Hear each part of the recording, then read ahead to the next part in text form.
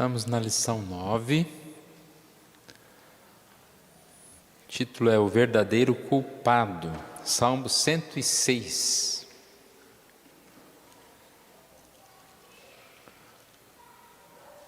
Salmo 106. Vamos fazer a leitura aqui dos versos de 1 a 5, depois o 47 e o 48.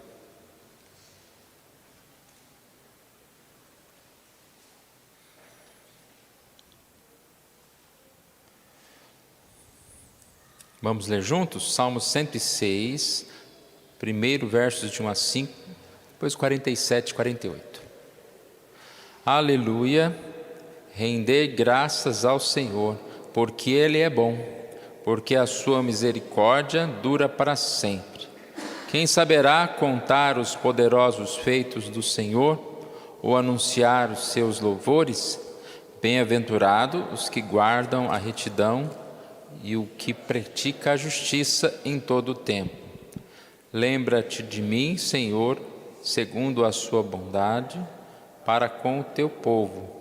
Visita-me com a tua salvação, para que eu veja a prosperidade dos teus escolhidos e me alegre com a alegria do teu povo e me regozije com a tua herança.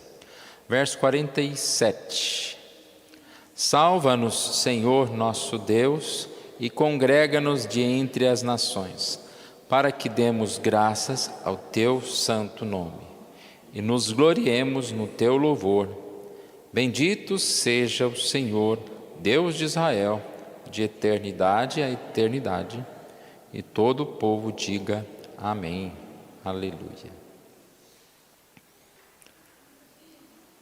Estamos estudando o livro dos Salmos, e na primeira lição já nós vimos essa divisão, né? O livro dos Salmos é dividido em 5 livros.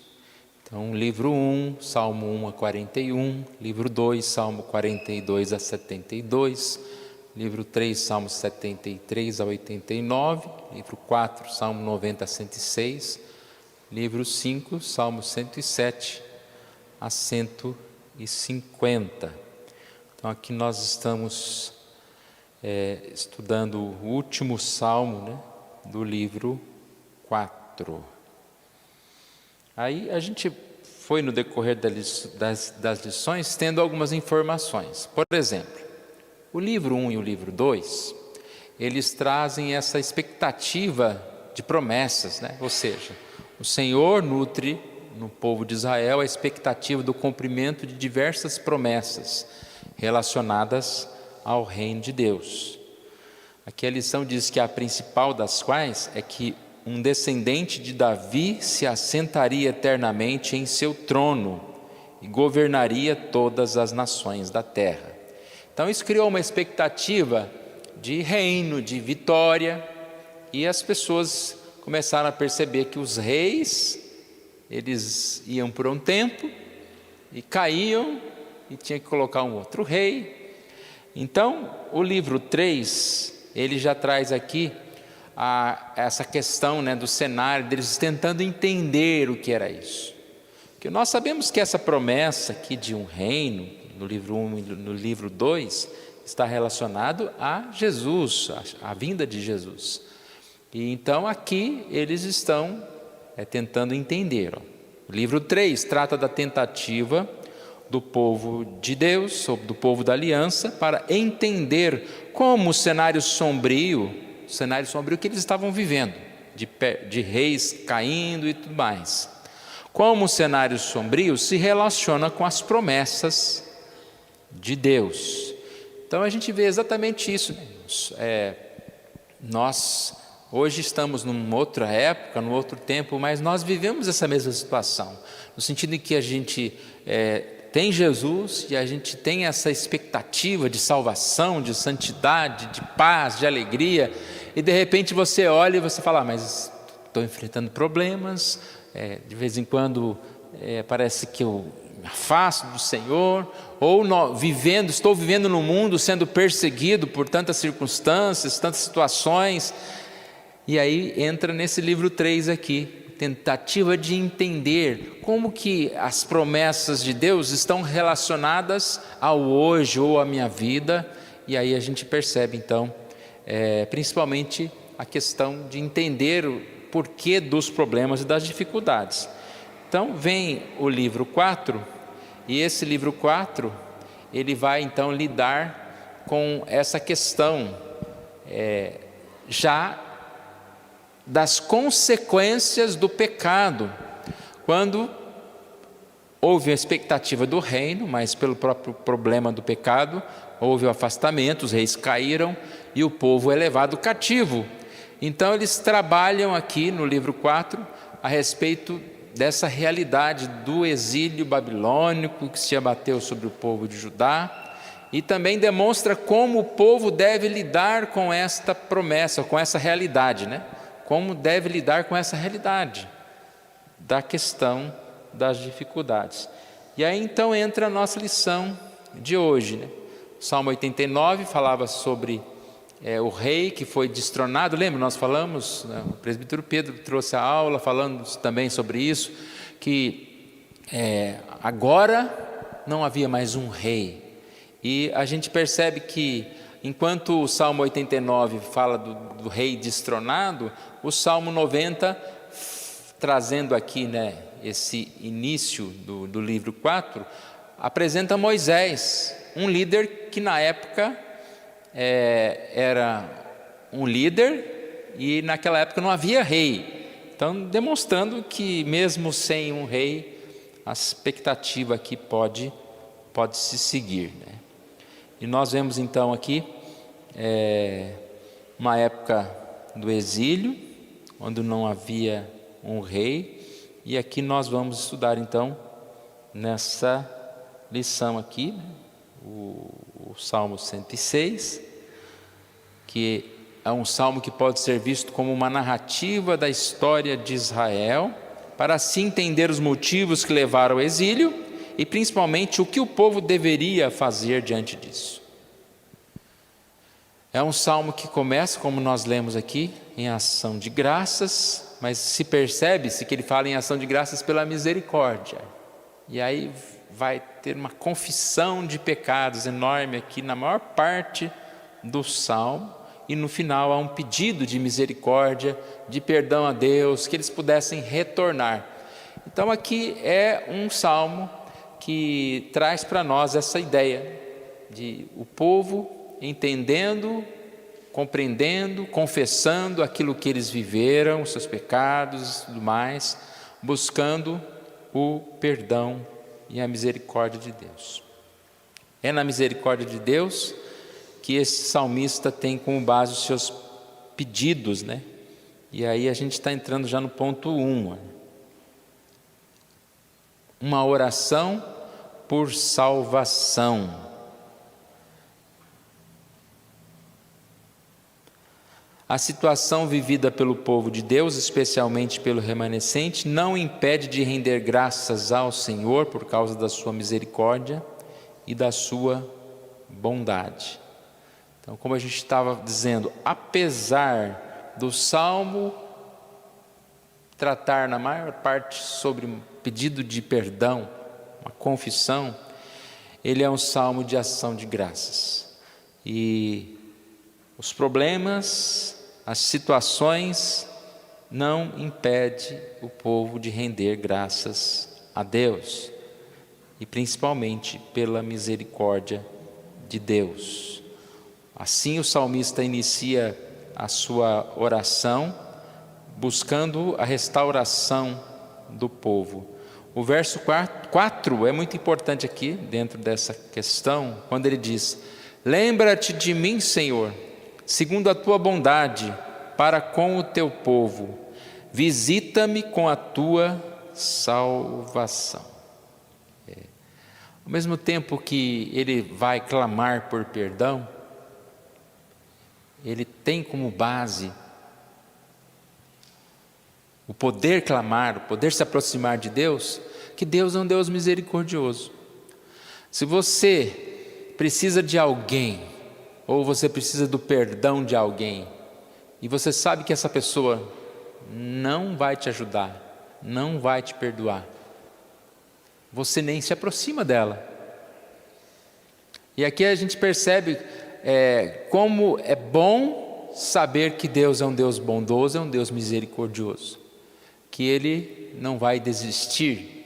E se nós achegarmos a Ele, confessando os nossos pecados, clamando por misericórdia, como de outras vezes Ele nos recebeu, nós podemos ter a certeza que Ele vai nos receber. E é isso que o salmista tem em mente, quando ele clama por misericórdia.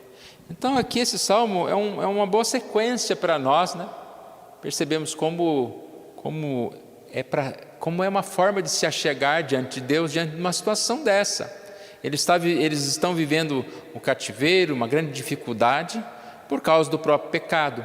E eles não se achegam aqui, ou o salmista especificamente, né? Não se achega aqui reclamando: Senhor, eu estou aqui nesse cativeiro. Ele chega agradecendo a Deus pelas suas misericórdias, porque Deus é bom. E depois ele vai sim confessar o seu pecado, que é o ponto 2. Mas antes de confessar o seu pecado, ele mostra aqui a sua alegria no Senhor, que Deus assim é o Deus de bondade, é um Deus perdoador. Ou seja, a gente percebe que Ele tem esperança de dias melhores. Não é alguém que está falando: realmente eu merecia, agora o Senhor me colocou nesse cativeiro aqui, então já não há esperança para mim. Mas pelo contrário, Ele diz que confia no Senhor. E o seu pedido, né, quando ele fala a respeito de receber essa salvação, de visitar, do Senhor visitá-lo, há o aspecto espiritual, mas ele está falando a respeito do retorno, né? A libertação do cativeiro, estar libertos daquele momento, daquela situação que eles viviam. E há sempre esta comparação, né, que a Bíblia traz em vários momentos da história, quando se repetem algumas questões, como se uma pré-figura daquele dia em que estaremos com o Senhor. Aqui a libertação do povo, tanto como o cativeiro, como houve outros momentos, né? Lá no Egito, eles estavam cativos. Tudo isso tem essa relação com o que vai acontecer no último dia. Ponto 2, então, a confissão. Se alguém quiser nos ajudar, falar alguma coisa antes da gente dar prosseguimento aqui, fique à vontade, tá? Bom, esse ponto 2 é o maior, depois temos alguns pontos menores, né? Mas o que significa esse ponto 2, a confissão? Pedido para que o Senhor venha visitar o salmista e o povo com a salvação, é acompanhado de uma longa confissão que ocupa a maior parte do Salmo, 6 a 46. Então, ele fez o pedido, né? Verso 4: lembra-te de mim, Senhor, segundo a tua bondade para com o teu povo, visita-me com a tua salvação. Acompanhado desse pedido, vem uma confissão longa. Nós precisamos nomear os nossos pecados, nós precisamos gastar tempo colocando diante de Deus, né, aquilo que nós realmente ofendemos o Senhor. E não é difícil, né, pensar, encontrar coisas que nós fazemos que desagradam o Senhor, que desobedece o Senhor. A gente vive num mundo de tantas desculpas que às vezes a gente usa esse mesmo método que a gente usa para com o nosso irmão, né, com o nosso amigo, começa a usar para com Deus, né? Senhor, está tudo certo aí, né? Não tem nada não, né? O Senhor já sabe, qualquer coisa, sabe aquele desculpa qualquer coisa? Né? Desculpa qualquer coisa, não, mas qualquer coisa o quê? Né? Nós precisamos dar nomes ao nosso pecado, aquilo que ofende ao Senhor. E com certeza isso vai mudar muita coisa na nossa vida. Então nessa passagem são relembrados os principais episódios da rebeldia contra o Senhor na história do povo de Israel. Agora, uma coisa interessante que a gente desde cara aqui do início a gente percebe, é que o salmista não recorda os pecados da nação como alguém imparcial, ou seja, eles pecaram, eles fizeram isso. Então, antes de falar, de iniciar essa lista, ele se inclui. Olha o verso 6. Pecamos como nossos pais. Então não é nem aquela história de pecamos falando do outro, né? Não, pecamos nós como eles, como os nossos pais, cometemos iniquidades, procedemos mal. É fácil ver o outro errando, é fácil tentar dizer que o outro faz algo que não agradou ao Senhor, mas nós precisamos dizer e incluir. Se eles estavam cativos ali, eles não estavam ali só por culpa dos seus pais, mas também pelos seus próprios pecados. E aqui então nós percebemos que esse exílio foi realmente algo que aconteceu pela justiça de Deus, pelos pecados cometidos pelo povo, e aqui ele assume também essa culpa. A lição diz aqui: portanto, ele não se isenta da responsabilidade, ou seja, ele se vê como parte daquele povo, e a sua confissão é um desejo de não dar mais continuidade a essa lista de pecados que ele passa a mencionar. Porque quando a gente relata o nosso pecado, ele tem uma função de colocar diante de Deus o pedido de perdão, mas ao mesmo tempo uma responsabilização da nossa parte para não fazer de novo daqui a pouco. Então quando você fala: Senhor Deus, eu não quero mais falar do meu próximo, me perdoe-me porque eu falei mal do meu próximo, ao mesmo tempo você está fixando na sua mente uma interrupção daquele ato, e na próxima oportunidade você vai lembrar: eu acabei de confessar ao Senhor. E essa confissão, ela tem que ser acompanhada não só desse arrependimento, que o arrependimento verdadeiro, ele significa a mudança. Então eu não quero dar continuidade a este pecado. E ele então confessa e aguarda a misericórdia do Senhor. Essa é a oração dele, né? Essa é a oração que ele faz. A lista de pecados confessados no Salmo 106 remonta ao período em que o povo hebreu deixou o Egito e se estende até o período do cativeiro babilônico. O padrão de cada evento relembrado é o seguinte: porque não é simplesmente assim, o povo pecou e Deus pôs no cativeiro. É mais do que isso. O povo pecou, a misericórdia de Deus veio sobre o povo, e o povo pecou novamente. Olha o que está escrito aí: o povo não atendeu para a misericórdia de Deus, por isso pecou. O Senhor novamente demonstrou a misericórdia, mas o povo continuou a pecar. Logo sobre eles se abateu o exílio. Muitas situações que nós vivemos é aquela questão, né, de colher o que plantou. Quantas oportunidades nós temos, e aos poucos nós vamos diminuindo essas oportunidades, a ponto de chegar um momento em que não há nada mais senão um juízo, porque a misericórdia já veio várias vezes. E como Deus é misericordioso, né, irmãos? Como Deus é misericordioso conosco, e tem nos ajudado, e tem nos perdoado. Mas aqui a gente percebe que eles vão confessar, não simples pecados, mas aquele pecado, a constância no pecado. E aqui temos a lista. Se a gente for estudar, olha, só essa aqui dá uma aula, né? São sete pontos aqui que são relatados neste salmo. Ele vem contando uma história. Eu coloquei no versículo, aquele versículo é de onde começa, tá? Por exemplo, a murmuração logo após a travessia do Mar Vermelho, começa no versículo 13. E a gente vai assim seguindo, né? Vamos aqui resumidamente ver essa confissão. O que o povo fez? Ele vai relatar. E 7 foi até pouco, né? Se fosse colocar tudo que o povo fez, acho que seria uma lista até mais longa. Mas aqui são os principais, digamos assim, né, pecados, os principais pontos quando o povo se afastou do Senhor. Aqui está falando, a partir do verso 11: as águas cobriram os seus opressores, nenhum deles escapou. Então creram nas suas palavras e lhe cantaram louvor. O que está falando aqui? O mar vermelho se abre, a travessia do mar, o mar fecha, mata os soldados. O que aconteceu nesse momento? Creram e cantaram louvor.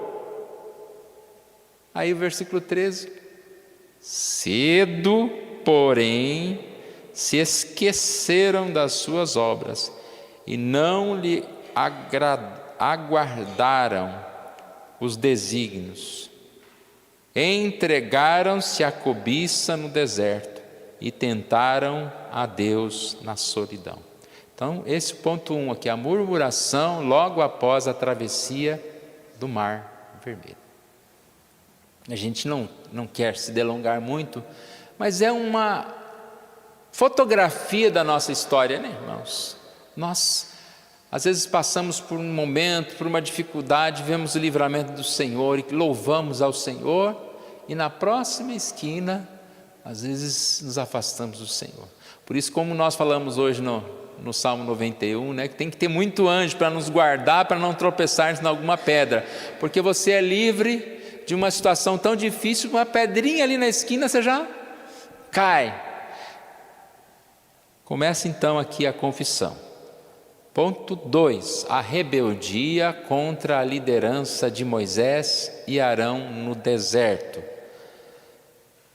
Verso 16: tiveram inveja de Moisés no acampamento e de Arão, o santo do Senhor. É que fala sobre as consequências, né? Abriu-se a terra e tragou a Datã e cobriu o grupo de Abirão. Inveja é algo tão comum, né? Acho que logo passa um tempinho e eles, mas quem é esse Moisés aí? Arão. A gente vai ter que ficar seguindo, obedecendo. Tiveram inveja. Mas quem que é esse Moisés? Quem que é esse Arão? São apenas as pessoas que Deus levantou e colocou sob a liderança. Não podemos questionar, né? Quem somos nós para questionar aqueles que o Senhor Deus levantou? Esse é o segundo tópico, o segundo pecado aqui. 3, a idolatria no episódio do bezerro de ouro.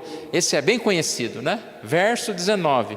Então ele está narrando resumidamente todos esses pecados. É claro que se você for pegar aqui esse versículo e for estudar a história, aqui dá várias pregações, né? Várias mensagens do pecado do povo. Então aqui nós percebemos a partir do verso 19. Em Horebe fizeram um bezerro e o adoraram, o ídolo fundido. E assim trocaram a glória de Deus pelo simulacro de um novilho que come erva. Esqueceram-se de Deus, seu Salvador, que no Egito fizera coisas portentosas. Fato, irmãos, que a idolatria é um pecado muito comum entre nós. Esquecer o Senhor, o texto aqui fala que eles achavam que estava demorando demais, né?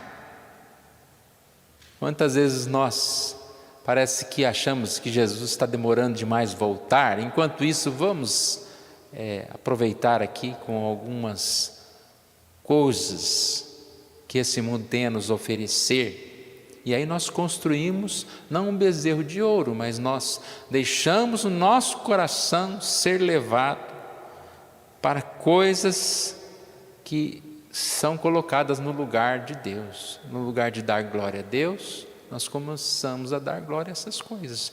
Esse tema idolatria é um tema assim que a gente pode também fazer uma série, né, muito grande.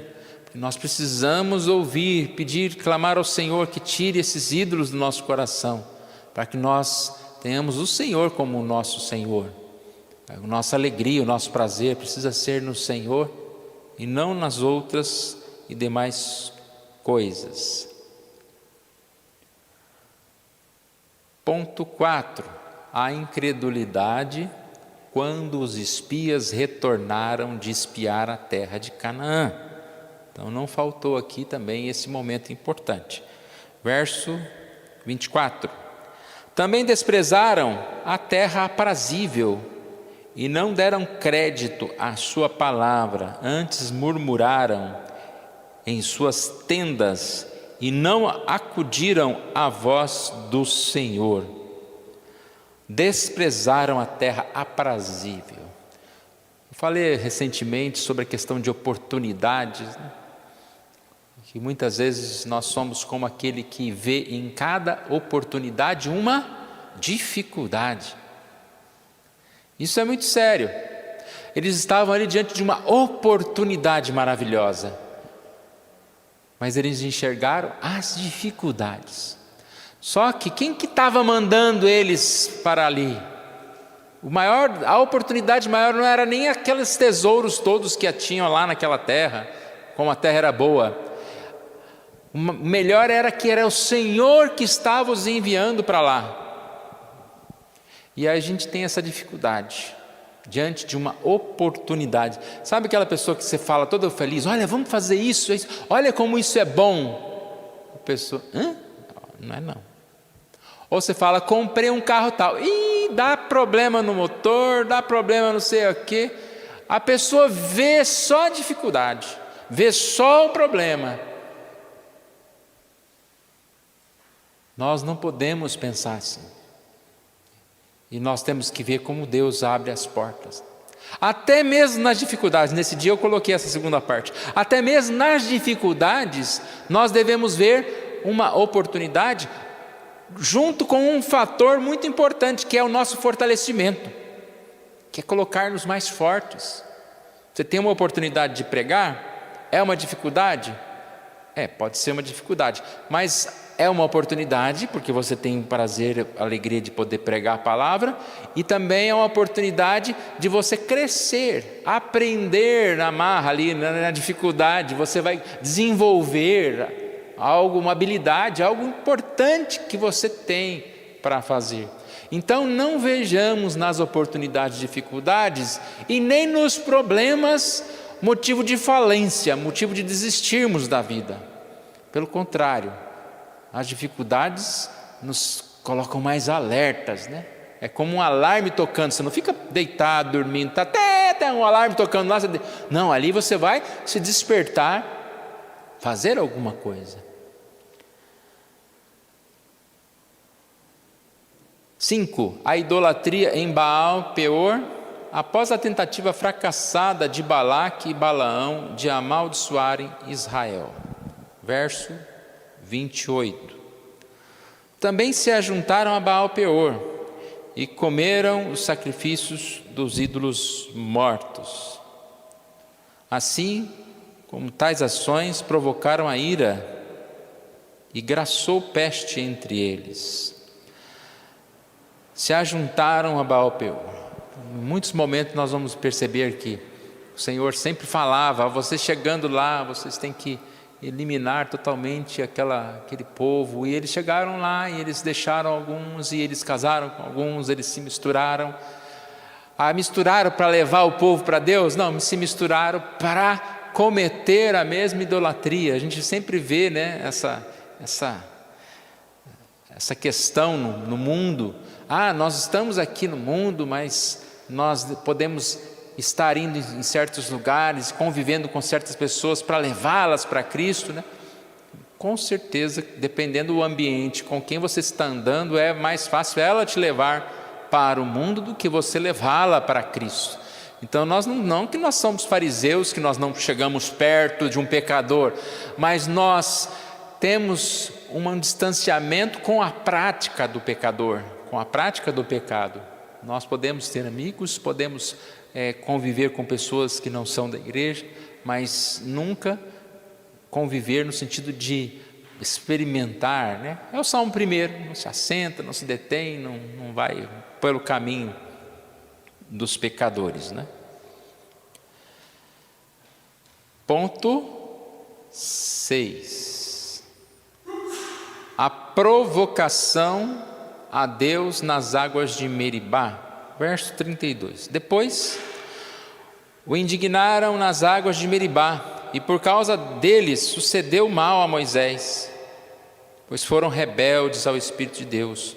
E Moisés falou irrefletidamente. Vocês percebem aqui a reclamação, a murmuração do povo já era um pecado, porque não estavam assim diante de Deus. Mas levou o outro também a pecar, que foi Moisés. Hoje mesmo na leitura diária lá do 365, tem uma oração de Moisés, ele orando, pedindo a Deus: Senhor, mas o Senhor não vai deixar, o Senhor é um Deus tão bondoso, né? Tipo assim, pedindo para deixar ele entrar na terra, e Deus fala: não toque mais no assunto. Que difícil, né? Porque ele pecou, se afastou do Senhor. E nós percebemos então essa idolatria, que é a murmuração tão comum, irmãos. Nossa, não sei se alguém reclamou do frio já, na misericórdia, né? Já pensou? Fez uma noite de frio.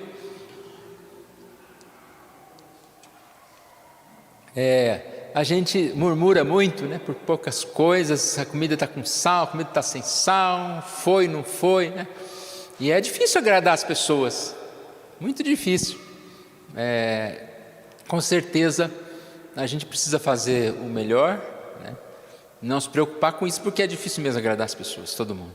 Mas quando for do nosso lado, que não seja tão difícil, que a gente possa se agradar, se alegrar mais diante das situações, dos acontecimentos, das coisas que estão diante de nós, né? Deus permitiu que seja dessa forma, né?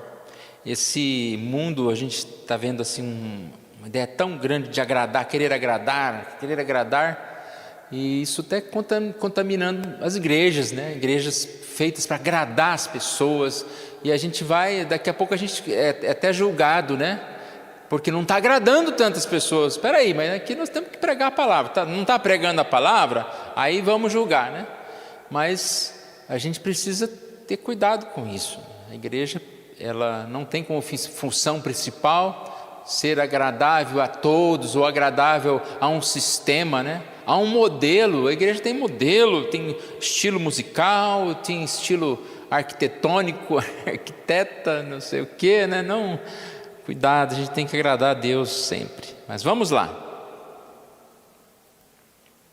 7, último, a desobediência com relação à expulsão e à destruição dos cananeus, cuja consequência foi a idolatria de Israel e a prática de rituais cananitas abominados pelo Senhor. A partir do verso 34, a gente vê aqui: não exterminaram os povos como o Senhor lhes ordenara, que eu estava falando há pouco, nem se mesclaram, antes se mesclaram com as nações e lhes aprenderam as obras, deram culto a seus ídolos, os quais lhes converteram em laço, pois imolaram seus filhos e suas filhas aos demônios, e derramaram sangue inocente, o sangue de seus filhos e filhas, que sacrificaram aos ídolos de Canaã, e a terra foi contaminada com o sangue.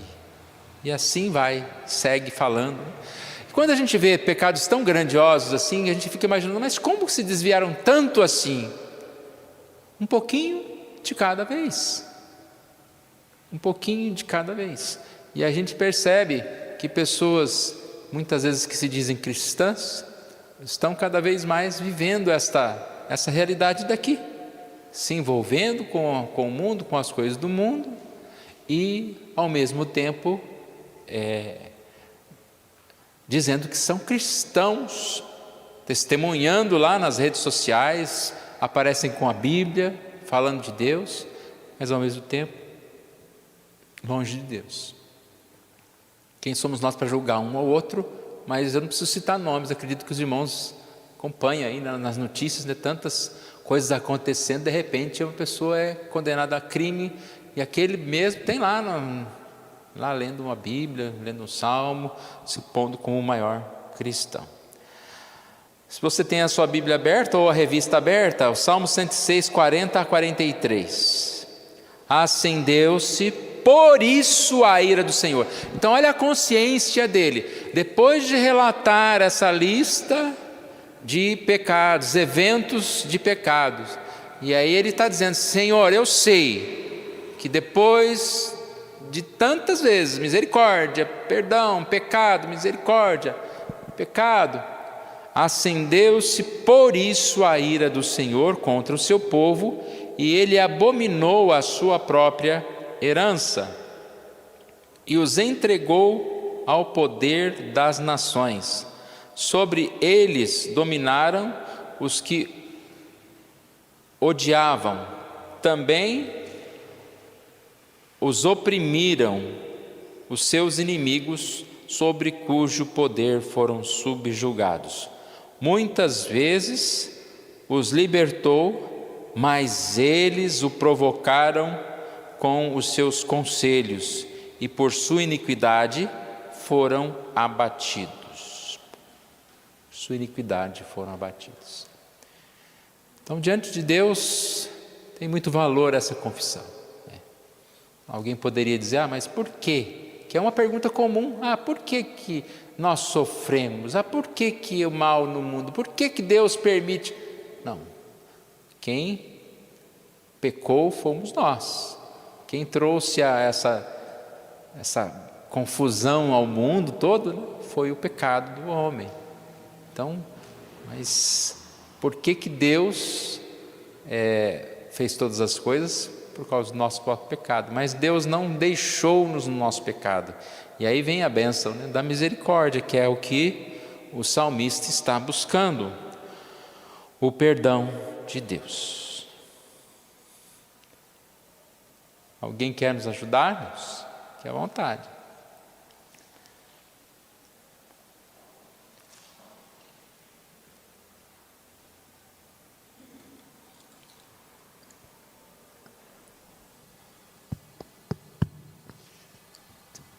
Então, na lição passada, eu comentei um pouco sobre o cumprimento final na história.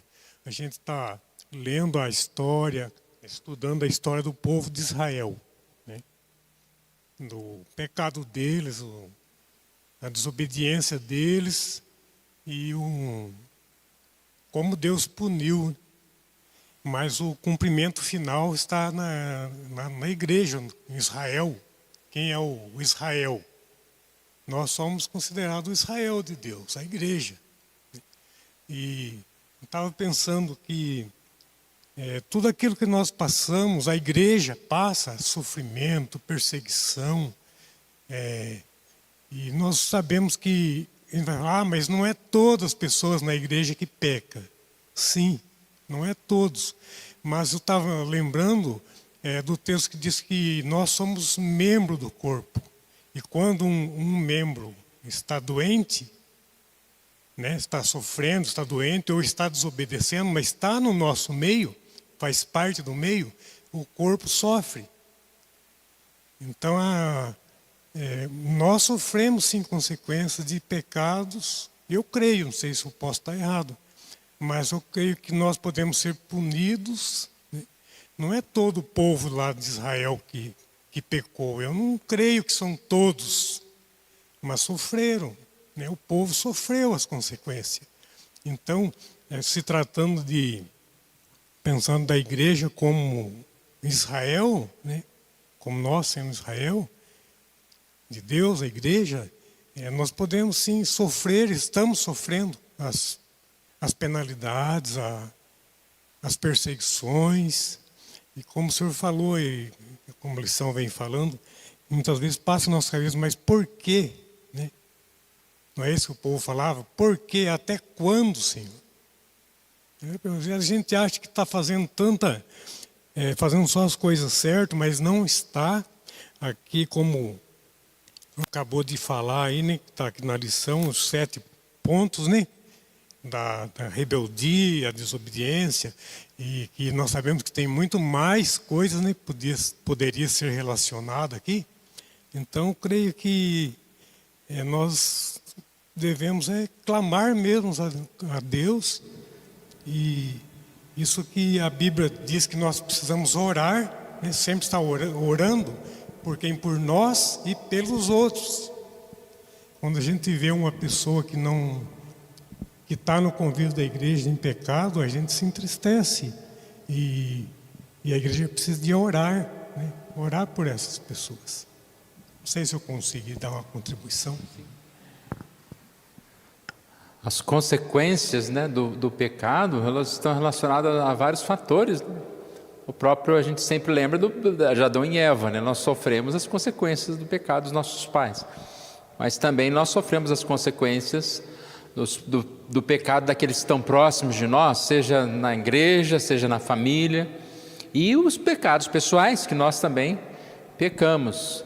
Então tudo isso está englobado aqui naquilo que nós vivemos, né? Com certeza.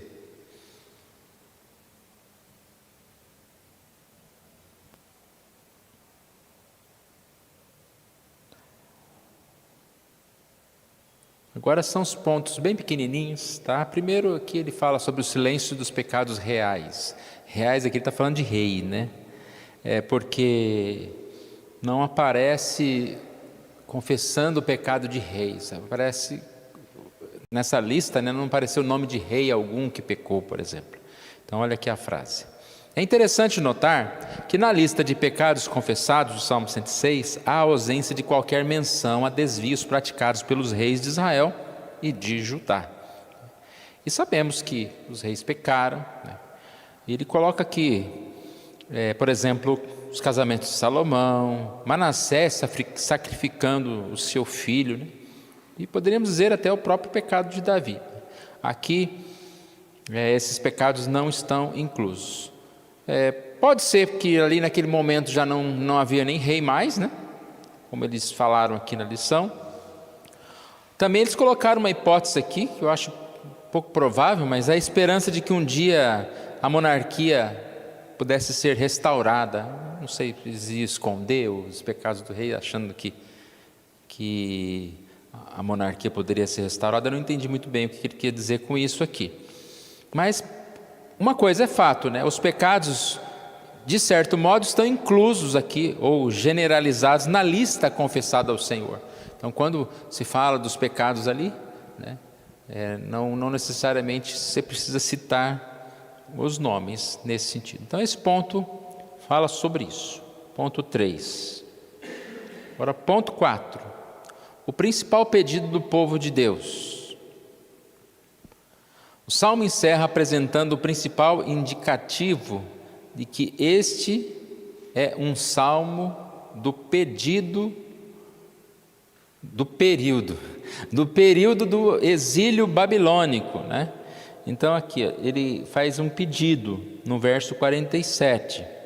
Salva-nos, Senhor, nosso Deus, e congrega-nos de entre as nações, para que demos graças ao teu santo nome e nos gloriemos no teu louvor.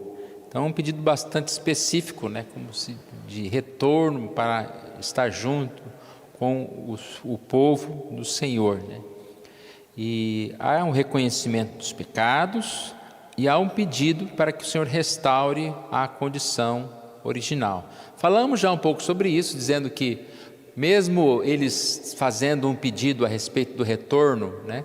Quando ele fala salva-nos, livra-nos, eles estarem mencionando a questão do exílio, mas ao mesmo tempo eles estão mencionando a questão espiritual, tanto que é uma confissão, é algo que foi feita para que eles, a partir dali, seguissem no caminho do Senhor, né?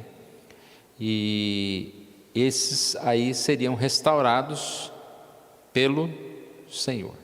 Como membro do povo de Deus, certamente o salmista sabia que quando exilado deveria clamar ao Senhor para que o povo fosse restaurado. Então é isso que ele está fazendo, né? Estamos exilados, o que nós precisamos fazer? Clamar ao Senhor. E clamar ao Senhor em todo o tempo, né? Como eu falei, nas pequenas e nas grandes coisas. Mas se está diante de um grande problema ou de um grande pecado, precisamos confessar e clamar ao Senhor neste momento, né?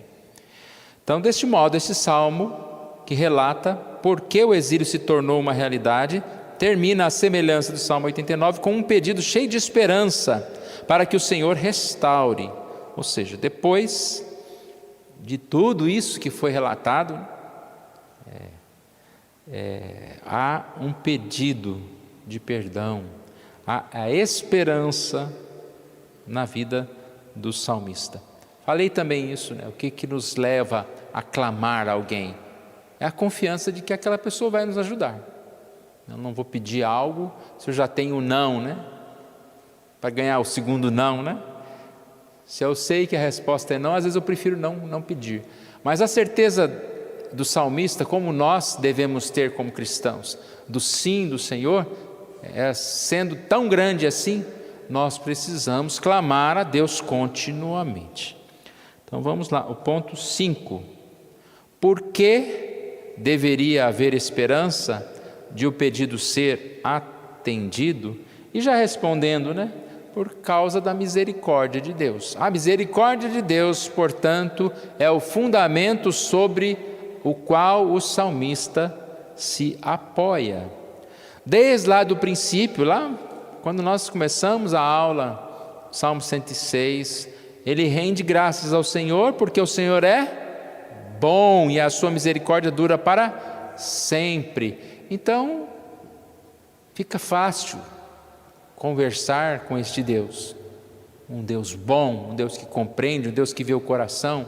Ele não estava ali tentando enganar ao Senhor, sabe aquela confissão, sabe aquele relato para tentar se livrar do pecado? Não, era uma confissão verdadeira, porque geralmente as pessoas, quando querem se livrar do pecado ou das consequências do seu pecado, elas mentem, elas falam, não, mas não foi bem assim, ou não fui eu que fiz, não, mas eu não queria fazer, é que aconteceu, né? Mas você não matou? Não, é que a faca veio e caiu lá e acertou. Ou seja, a gente arruma desculpa, né?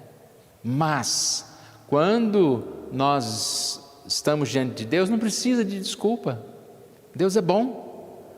Não precisa ter medo de não ser perdoado, porque a misericórdia do Senhor se renova a cada manhã, ela dura para sempre. Então eu posso clamar ao Senhor. Talvez se a gente chegar diante de um irmão e contar um pecado para ele, que a gente fez contra ele, a gente vai arrumar um inimigo, né? Tem até aquela frase, você não gosta de mim, sem me conhecer, se você me conhecesse, você me odiava, né? Porque aí que vai a coisa ficar ruim. Então a gente percebe que não, com Deus não tem esse tipo de relacionamento, Ele nos conhece e o salmista vai com toda clareza falar com Deus e pedir a misericórdia a Deus, porque ele sabe que Deus é bom. E aí também, aqui a lição fala muito bem, né? Como é bem escrita, essas lições são muito bem escritas, né? É uma benção aqui a nossa igreja nesse sentido, são lições grandes e são bem escritas. A gente está aprendendo sobre os salmos, acho que a gente não aprendeu na vida toda aqui, né? Que a gente estudou salmos. Se a gente pegar essa revista inteira e estudá-la, a gente vai ter uma aula muito boa sobre os salmos. Então aqui, o ponto último aqui da revista fala que a cada pecado confessado, o salmista também relembra atos divinos de misericórdia em favor do povo. Que a gente não tenha tempo assim para se delongar naqueles tópicos de 1 a 7 lá, mas se você olhar a história, conta que o povo pecou e que o povo sofreu consequências, mas também conta que o Senhor veio com misericórdia e que cessou a praga e que cessou a morte e que o Deus perdoou, né? E que eles seguiram em frente. Então assim, é uma misericórdia baseada na própria história do pecado do povo. E outra coisa que fala aqui é que a graça de Deus, ela foi tão generosa com aquelas pessoas, que até mesmo poderia ser vista em meio ao doloroso período do exílio. O Salmo 106, 44 a 46, olhou-os, contudo, quando estavam angustiados, e lhes ouviu o clamor, lembrou-se a favor deles e da sua aliança, e se compadeceu segundo a multidão das suas misericórdias. Olha o 46. Fez também que lograsse compaixão de todos os que os levaram cativos. Sabe aquela ideia de que até mesmo quando você está sofrendo uma pena, você tem alívio naquela pena. Aqueles que estavam levando por algum momento, de alguma forma, os trataram melhor e não foram tão duros como seriam. Por quê? Porque eles clamaram ao Senhor e Deus viu que eles estavam angustiados e lembrou-se da aliança e lembrou-se do cuidado e os perdoou.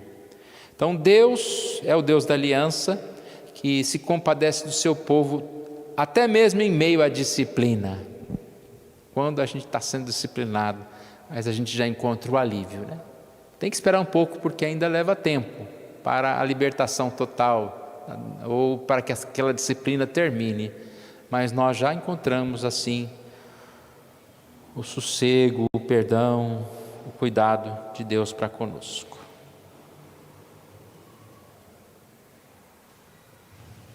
Mais alguém quer falar? Nós vamos concluir aqui a nossa lição. A conclusão diz o seguinte: o livro 4 dos Salmos encerra com o povo exilado e clamando pela restauração de sua condição como povo de Deus. Sua expectativa é ser novamente congregado de entre as nações e levado de volta à sua terra pela graça de Deus. Irmãos, nós precisamos ter essa sensibilidade, que diante do pecado, diante das situações que nós vivemos, não nos acomodarmos. Sim, tá bom. Mas ter essa expectativa de perdão, de santidade, de voltarmos à presença do Senhor. E aqui, de modo surpreendente, este livro encerra sem mencionar o rei de Israel ou o Messias, né? Então ele afirma aqui sobre essa questão, lembrando sempre que, aqui diz, a remoção da glória do rei foi o maior ato de misericórdia de Deus em favor do seu povo. O cuidado de Deus, né, independente dessas situações aqui. Nós somos salvos pela graça de Deus, somos salvos e precisamos assim buscar esse perdão, esse cuidado do Senhor. Aplicação. O Salmo 106 se ajunta ao Salmo 32 como um testemunho de que o povo de Deus deve confessar seus pecados. Portanto, confesse agora os seus pecados a Deus e crie a disciplina diária de inserir uma sincera confissão de pecados em suas orações. Que Deus assim nos abençoe, irmãos, né? Nós possamos aprender, servir, amar ao Senhor mais e mais.